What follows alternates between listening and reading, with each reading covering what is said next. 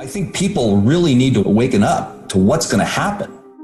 And the question is, how is it going to affect you personally? What are you going to do personally? How is it going to affect your family? I would just be very prepared for what's about to happen, especially as we get closer to the election. It's going to be like an asteroid hitting planet Earth. So the real purpose of this show is to prepare for it.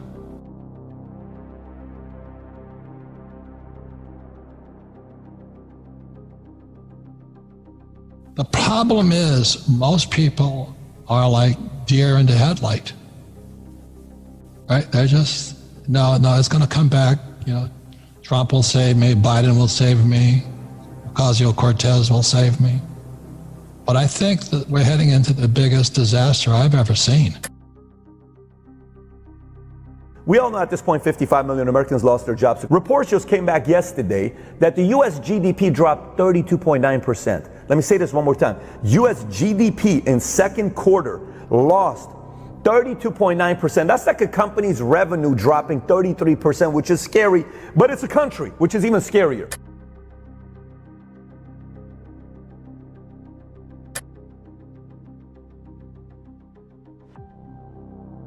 If they don't bail this whole thing out, the trouble is, how big would that bailout have to be?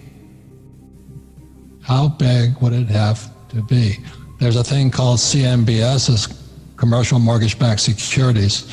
They're like the loans on the office buildings and shopping centers and all that. They're broke. Can the Fed bail them out? Plus the pensions, plus mom and pop who lose their jobs. They could be 40, 50 years old, 3 kids, a mortgage.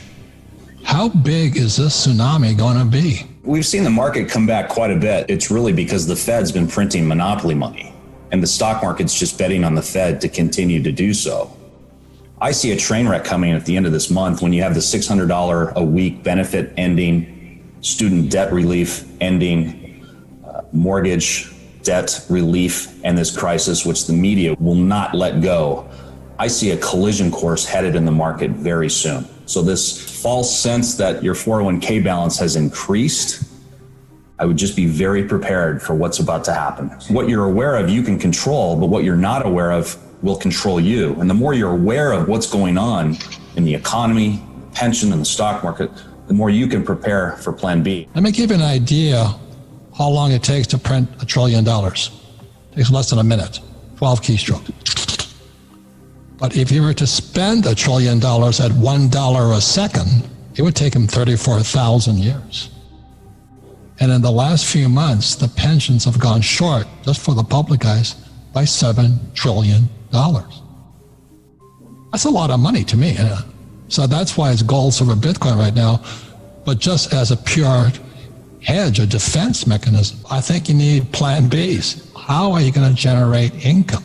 Really, it's time to be more creative and figure out how you can generate more. If you were in a certain industry, you took a big hit, you're not to blame, because who the hell was under the impression we're going to be told to not go to, kids cannot go to school and shut down industries? You and I didn't know that.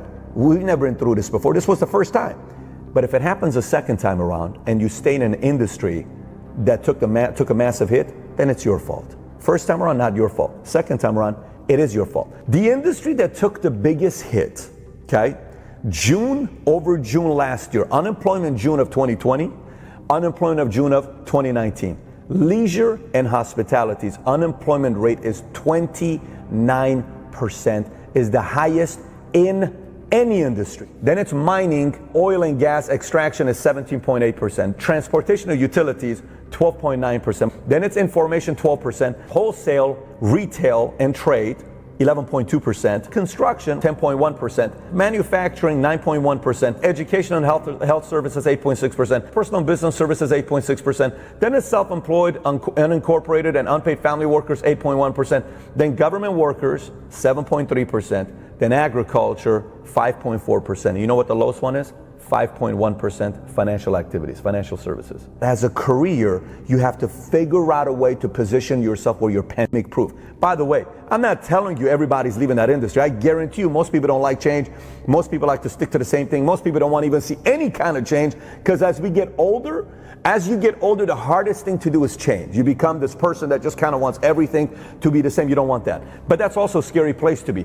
But if you look at these stats and you don't go study how they took big hits, why they took big hits, and how long it's going to take for them to recover, and you keep staying in that industry, and it happens to you again 5-10 years from now, you can't be upset at the government, you can't be upset at the economy, you can't be upset at a virus. The only person you can be upset about is your decision.